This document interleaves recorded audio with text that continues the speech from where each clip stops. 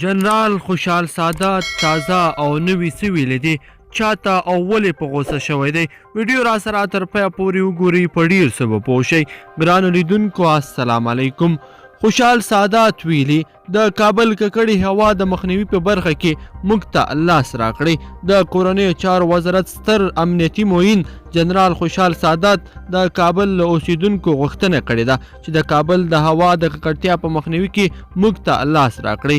هغه یوې غونډې ته په خپله وینا کې د کابل د ککړې هوا په اړه وویل چې له راتلونکي یکشنبې د جدي یا مرغومې د 8 منټې نه وروسته به له ټولو سرغړونکو سره جدي قانوني برخورد وشي. هغه په خپلو خبرو کې زیاته کړه چې کابل ښار له دې مرګوني تهدید وویستل زموږ ستاسې ټولو ګډ مسؤلیت دی. هغه وایي چې د کابل هوا دومره ککړه شوې ده چې له انتحاري ډیره خطرناکه ده او دا زموږ د ټولو مسؤلیت دی چې د ښار هوا پاکه وساتو.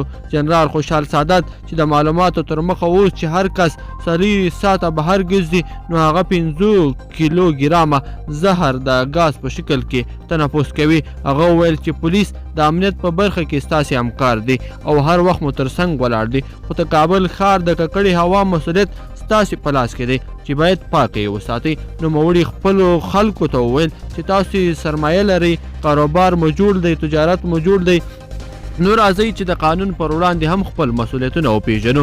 هغه وویل چې د دې په اړه قانون شته او قانون د ټولو هغو کسانو پر وړاندې جرمونه هم بیان کړي دي چې څوک هوا یا فضا ته تاوان رسوي او نور خلک ترې متضرره کیږي.